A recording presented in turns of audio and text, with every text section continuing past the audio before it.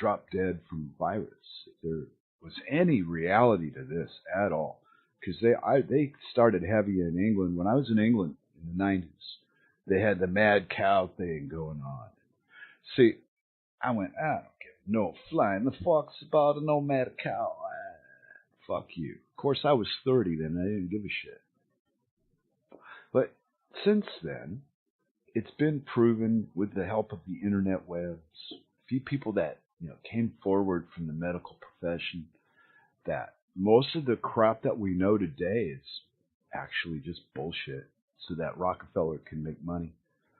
And if you're fortunate enough to see these things, that's one thing. But you got to remember, 95% of the people that that actually look at these things are going to reject them just because their wiring will not allow them to accept the possibility that what they believe is false. And these are huge, huge things. And I know I come on the radio all the time and make fun of people and joke about it because there's no changing it. There's no way out of this. There's never has been. There's no help.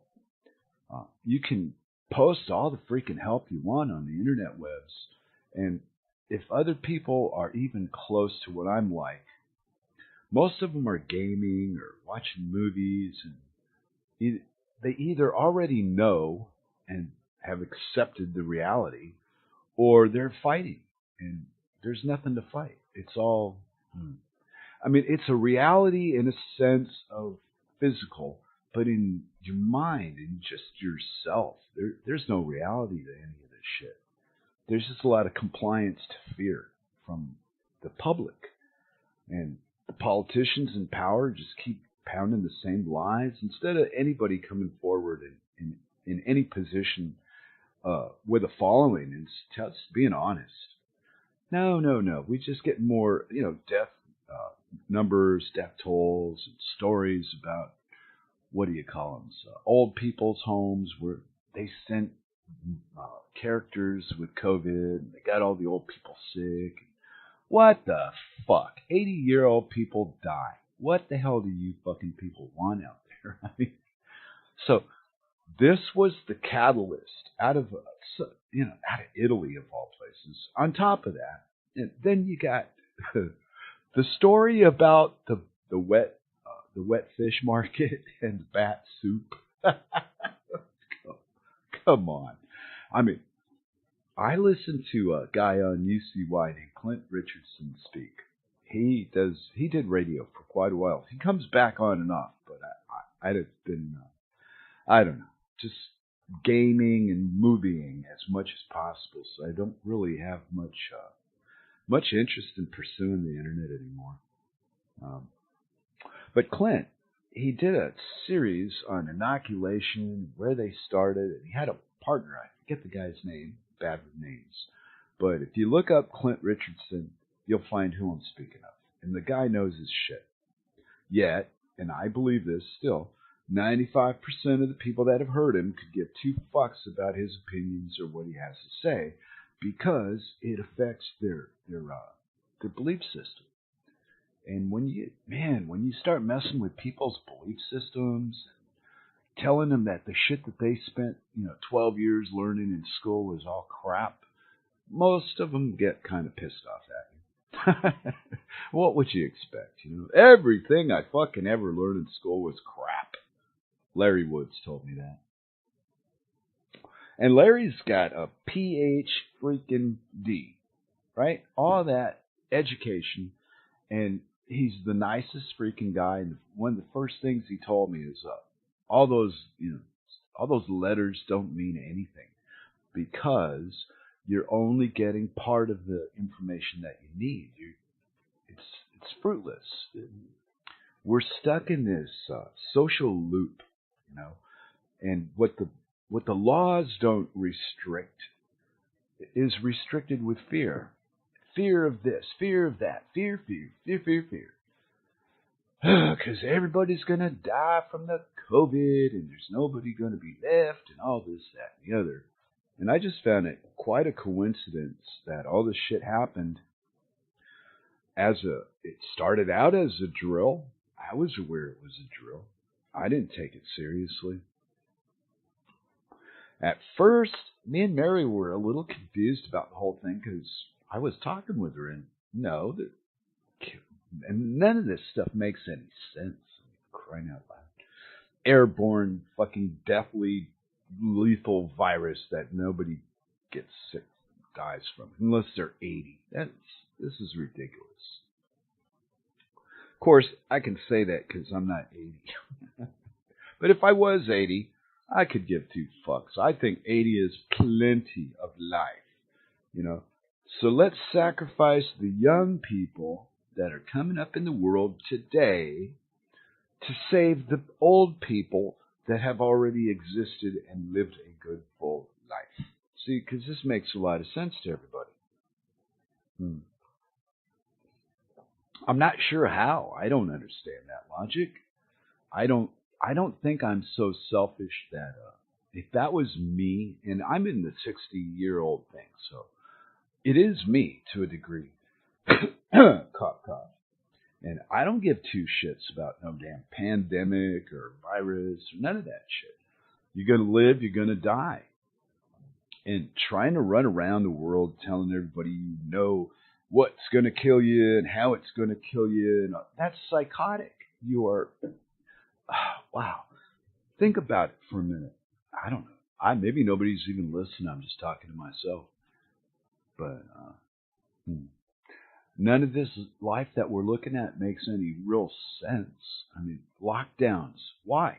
Why do you shut down an economy? Because you ran out of money. Well, what do you do? How does a government come out and tell you, we've printed ourselves up to our eyeballs. The Rothschilds want their freaking money now, and there's nothing to give them. Nothing. We've been in debt since we were born. How many times have we said it? That they trade us as chattel on the stock exchange. It's on your birth certificate. If you can find, now what you do, this is the problem. You need to get an original copy of your original birth certificate. One of these, I don't know, one of the things I had to get a passport. But beyond it, there's documents that prove every conspiracy theory that you've ever heard about us turns out to be true. All the money's all based on debt. we're all living on the promise of paying someday. But we don't seem to realize that because, they've manipulated the explanation of what money is to include things that aren't really money. They're trading things, but they don't. You can't represent money, but we've been convinced you can. You get credit. Credit. Oh God, my people are the cruelest bastards in the world. That's why. As an American, they want you to fucking hate the Arabs and love the Jew because of usury. The Arabs don't use usury. They have another way of earning money through their banking system rather than bankrupting the people they supply money to and taking all their shit at the end of the day. The Arabs are a little bit kinder to each other. And, oh man, can you imagine if the Americans found that out? Woo, well, of course, 5% ain't going to do much.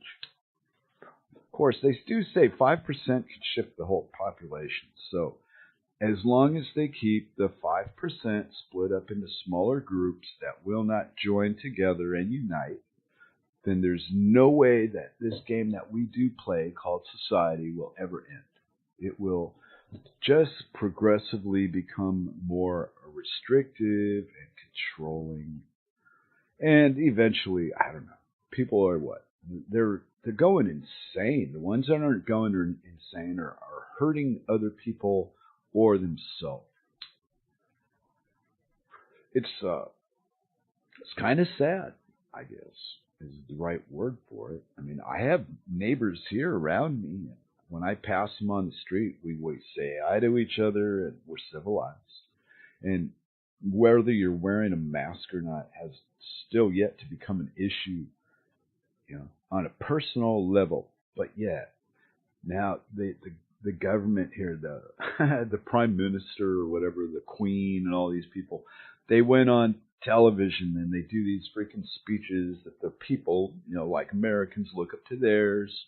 There's a percentage of people here that look up to that. And according to my wife, she says that they spent quite a bit of time thanking people for participating in keeping the virus down, instead of being honest and telling them they're being screwed so that they can stall the fucking reset on the finance. We're just getting lied to and scared. Oh, you're going to drop dead if you hug your grandma. She's going to drop dead. Somebody's going to drop dead. Maybe it'll be you. Keep them in fucking terror. So, I don't know. See, I tried to tell you, Mental. I really didn't have anything good. I like to at least have a giggle or something. But this stuff is... Now we're being played like mutts, and the population is so lame. The news media gets a hold of whatever happens, and then they feed it, they hand feed it to their public, their population that listens to them, which is a lot of idiot people. And and here we sit. They stormed the damn, what was it, the State Department, or I don't know what building it was. Some fucking Washington, D.C. crap in the fucking long run. But, well, part of me cares because I'm from America. And part of me doesn't care because I'm away from America. So, thank you there, Rob. The Capitol building in Washington, D.C. was... But I didn't see any. I saw links, and there was nobody storming anything. There was no violent behavior. No. People were sitting around, meandering on this balcony, and it was the state building. It wasn't another building. Wow. But the verbal report, and then the first thing I heard was, some girl, 16-year-old girl gets shot. Then that morphs into... a woman got shot, and there's a video to go along. How coincidental that this military vet is in the state capitol, storming the state capitol building, and there just happens to be a guy there with a gun on the other side of the door glass, just happens to be there to shoot her. She seemed to be very threatening, like most everybody in the group that was there, but for some reason she was the one that got shot. And then I seen the link about who she was. Turns out she was a very outspoken anti-political military vet. 14 years in the military. And then somebody just pops her through a glass window. She's so innocent in a full-on attack that she gets shot in the fucking face, the throat or whatever. Something just I don't get. I don't understand it. It doesn't make sense to me. Of course, I'm not a military strategist. I know that, but that's what I mean, Rob, is all, and my wife was the first thing, they shot a young girl there, blah, blah, blah. And I was telling her, okay, let's wait and see. I've seen these dramas so many times, and they always tell you the bullshit, and then it turns into something else. Always. Me and Rob were disagreeing about it just Thursday. And I think that Trump is participating in this bullshit that we're watching, playing the victim role to keep the fight going, to encourage people. Because I saw his speech and he never said storm any building, or he wasn't rude, he wasn't inciting. He was like he was so outside. He was so unlike everything I ever heard from him. I was actually listening to him. And he puts down the pompous ass suit for a few minutes to speak to people and encourage them to go down there and visit and congratulate and be nice.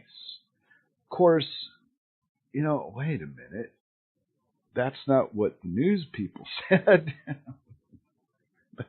Could be a video. I don't know. Maybe it wasn't Trump. It sure looked like Trump. Sure sounded like Trump. Maybe it wasn't. Maybe it was one of those magic videos that make up. And I'm just too stupid to be able to tell when I'm being fleeced or not. I don't know. The whole thing just reeks. It has for a long time. And like it started out in the beginning of the show, I was making a joke on my prediction, just based on common knowledge, common sense. Trump was a Hill Dog supporter when he was in New York for like 20 fucking years. He loved the Clintons. Bill and Hillary, they was his friends, baby. Goddamn, he had them out for drinks and food. And probably Bill for a couple of strippers and some coke. But hey, when he was running for the White House, all of a sudden he becomes Hillary's archenemy. Just like that. Click. That's the kind of guy I want in charge of the place I live. A man that will fucking lie to your face and tell you, I'm not lying. I'm the most honest guy you could find. Man, I'd have more respect for a politician than just get up there and say, I'm a lying piece of shit. You got any money? I'm going to get it anyway, because we're going to write the law to fuck you up. You'll see. Just sit back and vote for me. And how many years? 200 and something years they've managed to convince people. This is the beautiful part of this whole America story, is they're trying to convince you that 250 odd years ago, right? These rich kids got together, right? And because they cared so much about the common man, they formed their own government, right? And here we are today, locked up like a bunch of sardines, can't go to a fucking bar and have a drink. Half in the fucking world, cannabis is illegal. Now, when these pricks started out, hemp was mandatory. You had to grow a certain amount of hemp by law. I've seen these laws. Maybe they were written as a joke, but I've seen it on, so I believed it. I went, holy shit. Of course, in the day, when they made shit out of hemp, they destroyed most of what they did by now. But here we sit with our disposable viruses. This is what pissed me off really bad, is I'm walking down the street going to go get my nicotine because I'm a nasty nicotine smoker, by God. And there's all these healthy people wearing masks to protect themselves from the evil that men do. And I look down on the ground and I see a fucking mask. And I thought, wait a minute. This is a life-saving piece of equipment. This, by law or mandate or order or suggestion. And yet, it's so unimportant that it's on the fucking ground. Okay?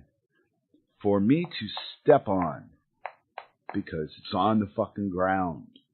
Wow. So it's hard to take all this crap seriously when the people that are participating in it won't even take it. Where are the biohazard fucking bins to properly dispose of all these fucking masks and gloves? Oh, they stopped all the glove shit. But then it's wintertime, so, rubber gloves under your regular gloves would probably give you some kind of hand rash. God, I don't know. Hey, people are chatting. Let's see. What It's see, Rob. That's what I think. That's what I've said. That's oh my God. I have been ignored, ridiculed, called every fucking name under the sun because I refuse to believe any of this shit is real. Not that it doesn't happen, yet it's not real the way that it's told to you. Oh, this happened, blah, blah, blah. Yeah, sure, it happened all right, but that's not what happened.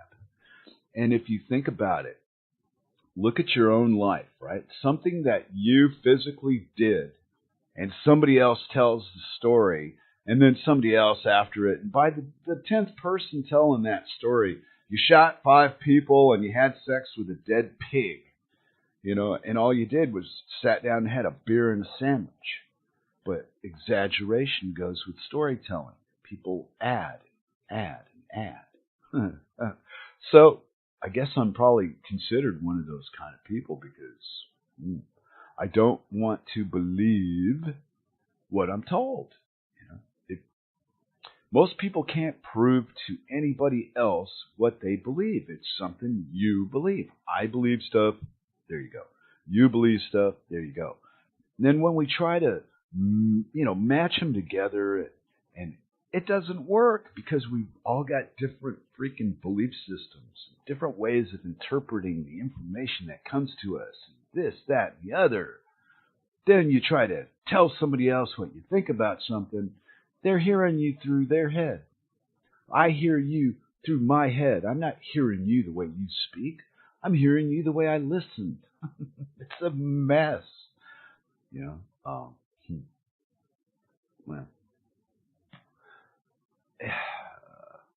I mean, life is still worth living. I'm not beaten, but I am disappointed. And I'm not beaten because I already didn't want society long before all this corona crap ever started. I stopped going to Freetown and going on trains and going here. I didn't want no more. I was so just enough. It was nice to slow down, but I didn't expect all this. I mean, it doesn't hurt my lifestyle. The inconvenience of the bar being shut down, that's just me being a Jew, I guess, for a few minutes here and there. But outside of that, I don't really give a flying fuck. Shit. Now we have the food delivered to the house from the grocery, so I don't go get it no more. So it cuts my walking. But it's winter time, so in the long run, it's all a matter of my perspective. If I want to be defeated by the situation I'm facing, then that's my choice. Or I can jump hurdles and dodge bullets and jump fences and all that and get through it, like I always have, like everybody does. Except for the 9 to 5 people out there with family life that don't have time to follow and find out what the hell is going on in life. They just watch the news for half an hour, and that's good enough for them. And I guess it sounds like I'm blaming them for. You can't blame people for the way they're wired, but you can feel like fuck. There's no way to help them. You may not have given up. My wife may not have given up. I don't have a prayer left for myself or anybody else as far as getting away from this mass hysteria brought on by government and bullshit, Rockefeller medicine and Fauci and all these lying thieves that don't think that they have enough money. They want to be trillionaires now, baby. I was teasing with Rob this morning about it. His morning, anyway. About, they'll just print some more money. Doesn't matter. People don't understand where money comes from. They just know they're getting some. They don't really understand that it's a loan.